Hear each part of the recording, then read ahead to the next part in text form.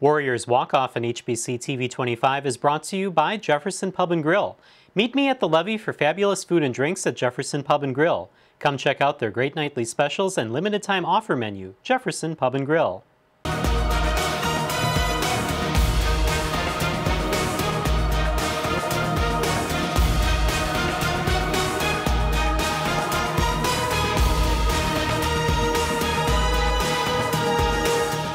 Hello again, everybody. Welcome to Warriors Walkoff here on HBC TV 25. I'm Justin Barrientos. Thanks for joining us. Talk a little softball.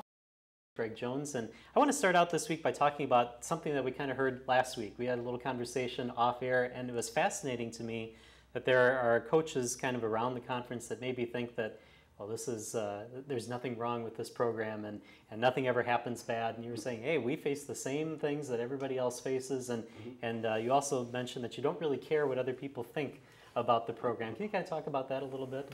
Well, that attitude? Yeah, I think that it's one of those things that you know, every program has to deal with whatever they have to deal with, whether it be good, bad, or indifferent, whether it be slumps, whether it be hot streaks, whether it be discipline issues or whatever. That, you know, we don't have enough time to worry about what everybody else is going through. If they're hot, if they're cold, if they're playing well or not playing well, what's frustrating them, who's playing well for them, that type of thing. That we want to stay focused on ourselves, and we've, you know, it's just been our drive every day. Let's worry about us, and you know, excellence is measured by performance, not reputation. And you know, you don't have to be the best team to win. You have to be the best team that day to have success. And I think there's a reputation out there that we have done very well and been a very good program. But we have our ups and downs. We have our frustrations internally, and we've got to deal with chemistry issues, and we've got to deal with discipline issues, just like any other program. We've got to deal with hot streaks and cold streaks and keeping people motivated and things like that. And so, you know, that's really what it's about, is just, you know, kind of just staying focused on ourselves and what do we need to do to get better today? What do we need to do to get better this week? And you know, you're either getting better or you're getting worse. There really is no in between, and so we just want to make sure that we're always going forward with what we're doing. And then kind of lastly on this, the other fascinating thing to me was that even after all the success that you've had here and in the past, you still kind of approach every game as if you're going to be outplayed, and so you kind of get that sense. Talk about that and how that kind of helps you and the team. Yeah, I'm scared to death we're going to lose every day. I don't want to say that I'm a pessimist. That's always my fear, that we're going to get outcoached, outplayed, outworked, and so every day for me is about trying to get our kids to perform at the highest level that they can. And I don't think you're truly ever really tested as an athlete until you're tested at the most upper level of your abilities. And so we're always trying to get our kids to that most upper level every day, so yeah, you know, it's just one of those things that I truly believe if we're not prepared, we'll get beat every day, because everybody wants to beat us. I don't think it's a target on our back type of thing. Everybody else just wants to win that day too, and so they're trying their best to be successful. We're trying to be our best to be successful, but at any point you let up, they're going to beat you, and I just always fear that setback. All right. Well, since the last time that we talked, you played 5 games, which is amazing that you play that many games all in a row. But let's talk about Upper Iowa. You had some pretty good success in the first game against Upper Iowa, winning that one 4-3. Last week's guest, Chelsea Rodenkirk, had a home run in that game. Talk about what happened during that game. Well, it was that typical NSIC opener where you just, once we get into the league, everything's a grind, and that one was. And we got behind early, were able to respond. And it was just, you know, it was kind of a back and forth affair, and finally when we got the big home run, we settled in, and Hanna threw the ball especially well, and we defended really well, and were able to get the win. But Upper Iowa is a good ball club right now. They're playing well right now on top of it, and so we knew we were going to have to work hard, and we did, and it was nice to get the win. The second game then, you shut out just the 3rd time this season that you've been shut out, and I know that you said last week that if you get to 4 runs, you think that you have a good chance to win. Your pitching staff only gave up 3 hits in that game, but still you lose that one. Yeah, you know, it was one of those things that we actually out-hit them. We had 4 hits and 0 runs. They had 3 hits and 3 runs. They were just much more efficient with their offense. And we made a couple mistakes late in the game defensively, and then we gave up a 2-run homer off the scoreboard and kind of put it away. But Alex threw the ball really well. I thought it was probably Alex's best performance. She was in control of every pitch, and it's not always been the case with her in the early going, but now she's really settled in. She's got a good rhythm on the mound. She's got good moxie on the mound, and I think she's more confident in her stuff, and that's starting to show. And we just failed to execute offensively. We had a couple opportunities. We just didn't get the runs in. All right. Now, obviously, Hannah's number one and Alex is number two in the rotation. Do you see Alex maybe getting a little bit more opportunities on the mound after this week?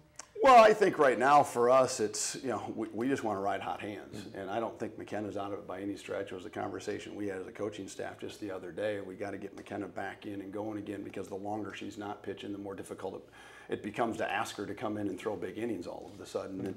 But Alex is that hot hand right now, is really throwing well. We're not going to take the ball away from Hanna at this point, and she's still continuing to throw well and is still one of the best pitchers in the league. And so we feel like we're in every game when Hannah's on the mound, and we're just happy to see that Alex is really feeling good and got it going well right now. All right, one game against Bemidji State, then a loss 6-3. Allison O'Haron drove in all the runs with a 3 RBI double. Talk about that game a little bit. Well, I think the story of that game was their pitcher. We struck out 15 times, and she was averaging 12 strikeouts a game coming in. She's an ERA under 1. She was 11-1 on the year. We knew she was going to be tough to beat. I was just curious to really see her. We saw her last year and were able to get to her, and it was just a matter of what had changed. Her ball was really moving well. She's 6'3". She kind of hands it to you on the mound and spins it well. And so we didn't do a lot with her. We had the one inning where we got on with a hit by pitch, a walk, and a little blooper, and then Allison had the big hit that gave us a momentary lead. But they hit the ball well. They hit 3 2-run homers against us and hit them well. They weren't cheap either. And they're a much improved ball club. I would have liked to have gotten the second game in, but we couldn't because of the darkness. And I think that kind of lit a fire a little bit underneath us. We played really well then the next day to respond to that. And I think we would have done that following game. We just didn't have that opportunity. Yeah, played really well. We only have about a minute and a half to talk about this, but a dominating performance against Crookston. Basically 17 runs compared to just 1 run for them in the 2 combined games. Yeah, I thought we pitched very well to only give up a 1 run on the day. And then we finally hit the ball at the ballpark. We hit 3 home runs in that second game. And we drove some balls in the gap. We put up crooked numbers. We scored almost every inning all day. I think we had only 1 or 2 innings on the day that we didn't score runs. And the first game we had multiple runs in every inning. I think the lowest run output was 2 runs in an inning, and so I think we, I think they poked the bear a little bit the day before, and our kids really responded well to it. 21-7 now, 3-2 in the NSIC. So do you feel that fire then coming from your team for the rest of the season? I think so. I think we're right where we need to be. We've got a better record right now than we did a year ago. I think we're riding that path, and now it's just a matter of everybody in this league is so good. Every game is so competitive, and you're always going to win some games. You're always going to lose some games. It's those games in the middle that you're going to flip one way or the other is going to tell the tale of your season, and I think that starts now in this run, so we'll see how it goes. All right, we'll take a break here on Warriors Walkoff, and when we come back, we'll talk a little pitching right after this. Warriors Walkoff on HBC TV 25 is brought to you by Jefferson Pub and Grill. Meet me at the levee for fabulous food and drinks at Jefferson Pub and Grill. Come check out their great nightly specials and limited time offer menu, Jefferson Pub and Grill. We chose HBC because they're a local company. They have a big audience in Winona, which is the geographic group that we're looking for. Mel is very easy to work with. She's genuinely concerned about how our money is being spent, and she does everything she can to make sure we get the most for our money. She takes care of us. So whenever there's a problem, which is rarely, I know that I can go to her and she's going to take care of it. To see how HBC Advertising can help your company, call Melanie at 507-474-5802. Integrate your business communications services with HBC. You'll be connected to the area's leader in internet and data solutions with speeds up to 1 gigabit, not to mention the most customizable and reliable telephone network in the area. Your customers and guests will enjoy crystal clear video and audio throughout your business. HBC Professional Solutions customers receive consulting and IT support, conferencing solutions, fast reliable cloud service, and more. Call 888-474-9995 to experience the HBC difference today. And welcome back to Warriors Walkoff. We'll hear a little bit about pitching. Hanna Lythberg joins us from the Warriors softball team, a senior pitcher, transfer from Valdosta State. Let's hear a little bit about that. You're from around the Illinois, or around the Chicago area, Mount Prospect, Illinois. How did you get from there to go to Valdosta, Georgia? Well, originally I wanted to come to Winona State. just when I was interested in Winona, they already had a full pitching staff, and I kind of wanted to come in and have the ball in my hand, what pitcher doesn't, and I didn't think that that was going to be a possibility right away. So I went somewhere that had a little bit less pitching staff, and so I got an opportunity there right away, and I'm lucky to have that. And then I got to Winona State and was ready to go, I guess. So.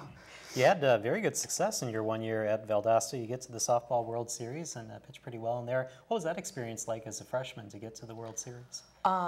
Scary, to say the least, if you want me to be honest, scary. I mean, it's everything that you've ever really dreamed of, and I didn't know anything about it coming in from high school. Obviously, you don't think about College World Series right away, and to get to go there was absolutely awesome, great experience, and it was great to be able to pitch in some pretty big games, and I think that experience has definitely helped me. Just kind of with our league and how good our teams are in our conference, and same with Valdosta's conference. They're a very good conference, and being able to have that success and not success and feel how that feels both ways, and so I think it's definitely helped me throughout the long run of my career. All right, so as Hanna said, she wanted to come to Winona State, but you already had enough pitchers.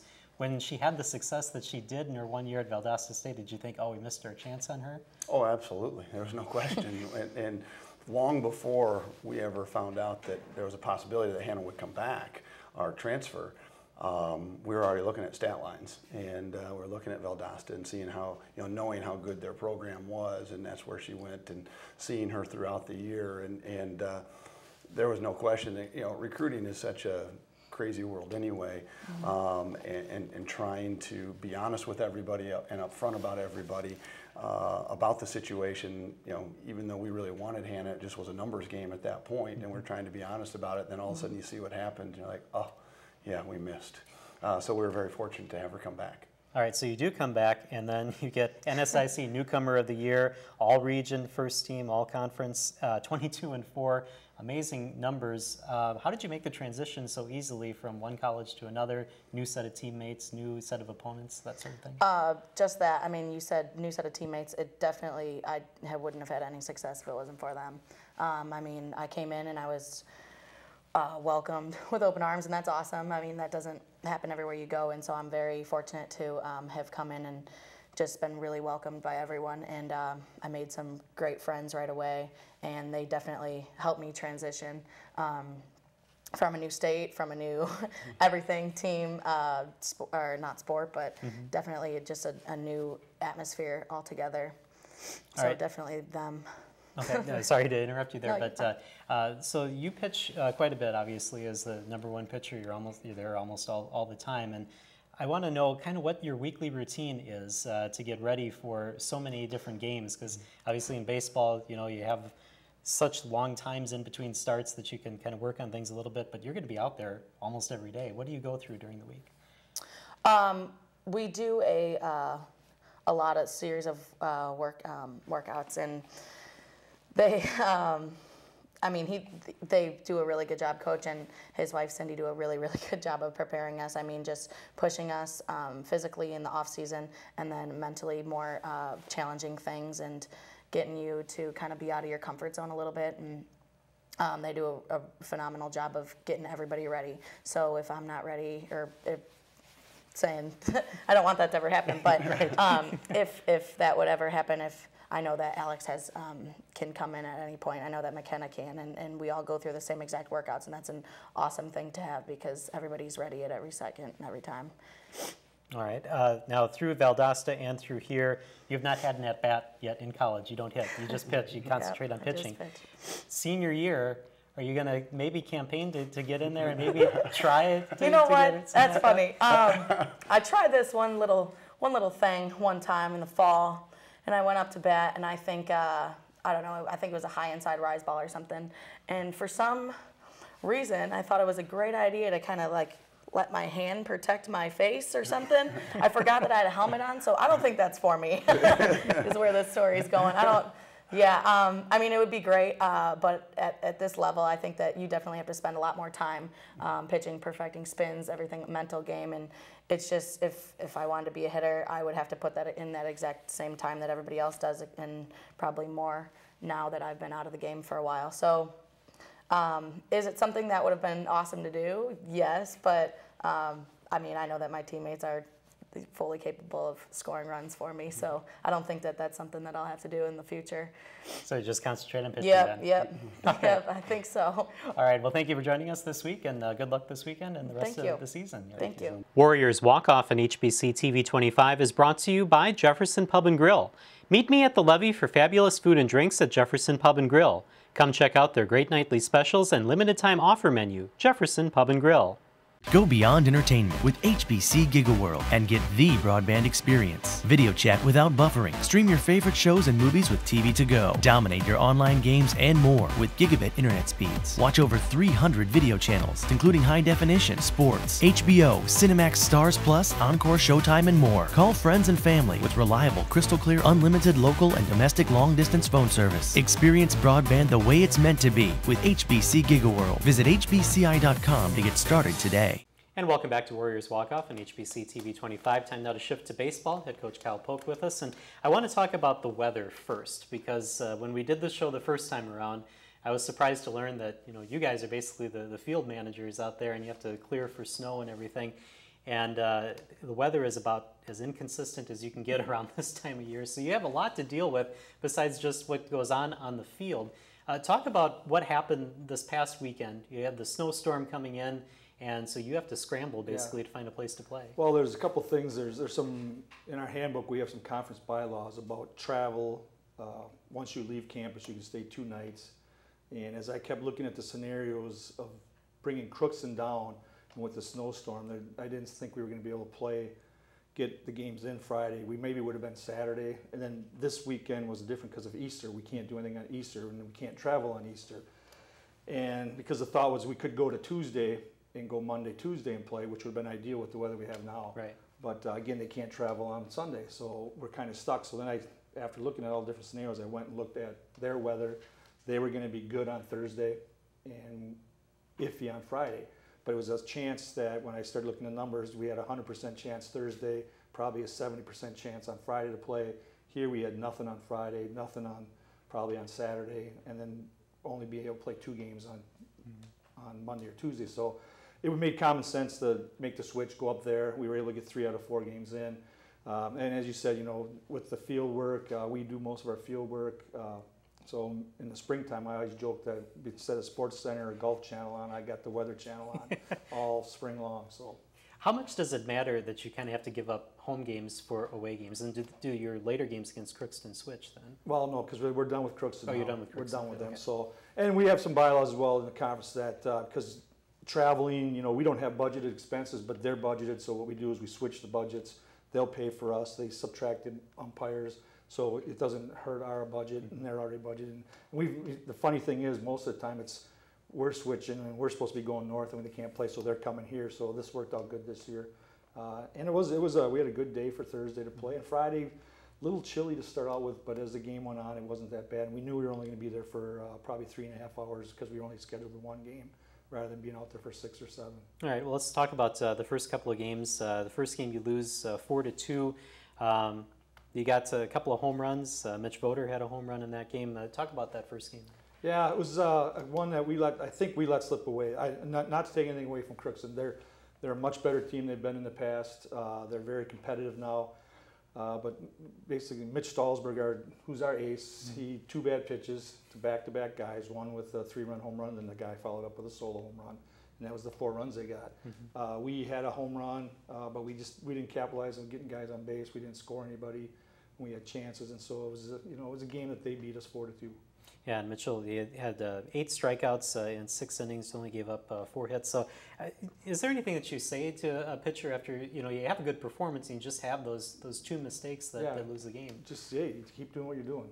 You're good enough to pitch, you're good enough to win at this level. Just keep doing that. Hopefully our offense will pick you up a little bit and get some runs for you, and then you keep doing that. Just keep pitching the way you have, because he's legit. He's our number 1. He'd be a number 1 on most teams. that we play in our league. So he just hopefully we can back him offensively and defensively. All right, so the second half of that doubleheader, then you take the lead first. I guess there was an error for Crookston. You were able to score a couple of runs on that. Talk us through that and what happened. Yeah, that was we finally capitalized on an error, which we've seemed to have a tough time doing that. But took the lead. Again, I think we had a home run in that inning. Tyler Nearing, I think it was, had the home run, and then it was just a good game after that. Daniel Carlin came and pitched a really good game. Again, he's been our bad luck pitcher. He doesn't have a win yet, but he's pitched good enough to win. Again, it's just coming down that we're just not executing with guys in scoring position and getting the key base hit when we need them. There were 6 home runs total in that game combined between you and Crookston. Any reason why the ball was flying off the bat? Well, we had a little bit of wind blowing out there. You get up in that area and the wind's blowing all the time, and it happened to be blowing out, so that helped a little bit. But I thought those home runs, we put some pretty good swings. We had some good at-bats on those, and so those are things we're going to talk about carrying over, continue to do. All right, and then Friday's game, or the last game then, was kind of a tough one because it was a game that you had to come back from and then end up losing late. Yeah, that was when we gave up some runs early. Again, Jay Voter was our starting pitcher, did a good job. Gave up only 3 runs, and I think only one was earned or 2 were earned, and for 5 innings. But again, we didn't make a couple plays. If we make a couple plays, we're going to eliminate some runs. I think if you look at the box score, we gave up only 2 earned runs, and they had 6 unearned runs because of errors. Josh Nielsen came in, did a good job, but his first inning he gave up 4 runs, which all of them were not earned. Right. We had a couple errors again there. So those are things that we can clean up. We had been playing pretty good defense all year and not had those things hurt us, but this weekend it did. Again, you got to make, when it's time to make a play, you make a play. We talk about it all the time, staying focused, being in the game, anticipating, having the ball hit to you and make the play that can possibly win the game. And so we want to make sure we keep working on that. We did a good job getting back into it, and Jesus Casares hit a big home run to put us tied up. And then we just, in the extra innings, we, again, wasn't in the air, but we hit a batter. 2 outs, and we hit a guy, and then they're able to do some things offensively. And then they had a good hit and run that scored a guy. And then we had guys on second and third with 1 out, and weren't able to get them in. So now this week, early on, after coming off a weekend where you played well enough to win a couple of games over the weekend, what do you work on in practice this week? Well, we're going to go back to some basics on some things. We're going to talk about our approaches. I think we said that last week, and I thought we hadn't figured out because we had 2 scrimmages where our goal was to get guys in from third, and we put a guy on third base, and so every at-bat guys, and we tracked it, and I think we did like 15 out of 19 times we were able to score that run. Over the weekend, we didn't do that well, so we're going to keep continuing to work on that. We're going to do some other things with our BP. We're going to change a little bit on some things, put a little more pressure on them to do things right, and then we're going to do a lot with our defense, fielding everything live off the batting practice too, and that's kind of stuff to kind of shore up our defense a little bit. I suppose it's all situational, but what are some of the things that you like to do to drive that guy in from third? Do you like the sacrifice fly, or what? Well, that's one thing I'm going to talk about because in 16 games we've got 2 sack flies. We've had guys on third base all the time. And that's all year. So we're looking at an approach at the plate where you want to looking for that pitch up in the zone, something you can hit into the outfield. Ideally, we'd like to have a base hit, so then we got a guy on base again. Mm-hmm. But if we did get a guy in, we got to do whatever we can. So we're going to talk about that, and just execute things with guys in scoring position, move them over, those types of things. All right, Minnesota Duluth this weekend. How do you match up against them? Well, they picked ahead of us in the conference by the preseason coaches poll, which I think I said last week doesn't mean anything. But they're better. They're better than they have. They keep getting better every year. They usually start out very poorly or not so strong, and then they come on during conference. They didn't play there. I think the majority of the conference is playing today and tomorrow because the travel distance was good enough that a lot of them could travel this morning and then play today and then play tomorrow. So we'll see how they do this weekend, and then we'll try to go. But they're going to be a tough, competitive team. We had a battle with them last year up there in which they won 3 out of 4, but we could have easily had the 3 out of 4. Again, a lot depends on pitching matchups. Mm-hmm. So we'll see what happens. All right, we're going to take a break here on Warriors Walkoff. When we come back, we'll get the player perspective. Andrew Geislinger will join us right after this. Warriors Walkoff on HBC TV 25 is brought to you by Jefferson Pub and Grill. Meet me at the levee for fabulous food and drinks at Jefferson Pub and Grill. Come check out their great nightly specials and limited time offer menu, Jefferson Pub and Grill.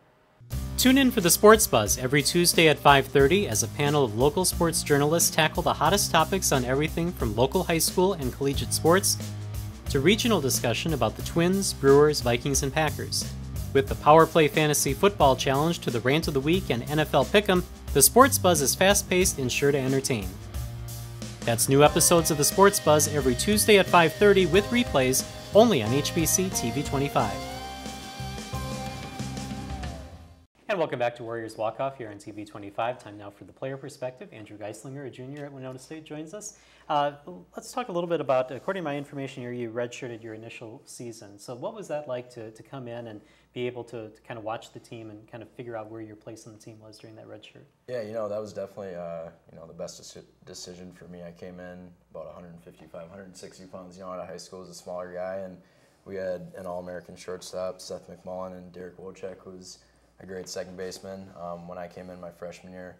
And so I wasn't going to play, and I needed that year of, gaining some strength and being able to watch those older guys who were great players and, learned a lot from them. And so that redshirt year was huge for me. And, I think it paid off and being able to play the last couple of years. So. Okay. What were some of the things you saw in Andrew when you wanted to bring him in here to Winona State? Because he played 44 games, made 40 starts his first year. Yeah, well, he's a hard-nosed kid. Knows the game of baseball, hard-nosed. He's got, he's a hockey player as well, so he's got that mentality a little bit. But again, it's just the big thing with him is his competitiveness. He's going to compete and give you everything he's got every time. Maybe not always successful, but I know his effort's going to be 100% all the time, and he's always in the game and know what should be done and what we're trying to do. All right, so hockey player as well. What was the decision to go baseball over hockey? Yeah, I actually unfortunately had some bad concussions my sophomore year of high school, so I didn't even play my junior or senior year. But yeah, growing up north, northern Minnesota, hockey's pretty big up there. So absolutely. Yeah. Yeah, from Grand Rapids. Let's talk a little bit about some of the trips that you guys have made over the past couple of years. I know that there was Florida and Missouri this year, and last year it was Houston. You got to play at Minute Maid Park in Houston, home of the Astros. What was that like? Yeah, just an unbelievable experience being able to play in a major league ballpark. Obviously, very fortunate and thankful for that opportunity. We went down there and didn't have the success we were looking for, but played some really good teams, and I think anytime we're playing those teams, it helps us later in the season. So, but yeah, just a great experience, something that I'll remember for the rest of my life. So, what are some of the things behind getting some of these trips set up to go like to Florida or to Texas or any of those types of things? Well, we want to challenge ourselves. We want to make sure that we're playing the best competition we can. That's part of our recruiting process. And we want to play teams that we know are either have been in the NCAA playoffs or potentially will be those type, because that's where we want to be. So it doesn't do you any good to play teams that aren't going to get there. Play the teams that are there, have the history, and then you know what you have to do, what you need to do to get better. And that's why we did that. Hopefully we're going to get back to Houston in another couple of years again with a new bunch of guys. But he didn't mention it, but he did hit a home run there at Houston. So he can, 20 years from now, he can say he hit a home run in a major league park. So. But I know he wouldn't say that, but I'll tell you that. Well, we have to hear about that. What was the pitch and what happened during that to hit a home run in a major league park? Yeah, it was a pretty cool experience, but we were playing St. Mary's out of Texas and had a 3-2 count, fouled off a couple pitches, and the kid threw a fastball up and in, and I was able to just get my hands through, kind of shortened up, and I don't know, I still remember that feeling when it came off the bat, because it's probably the hardest ball I've hit in my college career. Just right away when you hit it. So it was cool. I came running around first, and there's a cowboy dancing up on the big screen. So it was a cool experience. Was there any more oomph in the swing because you're playing in a major league ballpark? I mean, maybe, but adrenaline at that point, you don't even really think about it. Just everything happened so quick, and all of a sudden I was in the dugout. It was just done just like that. So it was cool though. Very good. Let's talk a little bit about this weekend's games. How much from a player perspective does it matter that you're set to play a home game and then all of a sudden it's switched because of weather? Now you have to travel and now you have to play out on the road. Yeah, I think it's unfortunate, but ultimately you got to be mentally tough enough to get over that barrier. And we're playing baseball regardless, which everyone should be happy about that. Right. And thankful for that opportunity. So I think going up there, it's just part of the deal. Especially playing in the Midwest, you kind of got to know that going into the season that you're going to have those, times where games get changed and you just got to deal with it and still, be ready to play and win games. All right. So. And then last question, what do you guys have to do to play well this weekend and continue that through the rest of the season? Yeah, I think the biggest thing right now with the way, our season started, obviously not what we were anticipating, and, it's not how you start, it's how you finish, and so we're going to have to really change some things around, but this group's been around for the last 3 years, and I think we have a lot of veteran guys that know kind of what needs to be done, if we, you know, buy into our coach's plan and stick to playing good fundamental baseball, I think we'll be fine against anyone. All right. Well, thank you for joining us this week, and good luck against Minnesota Duluth. All right, thank you. All right. Thank you for joining us here on Warriors Walkoff. We'll see you next week here on HBC TV 25.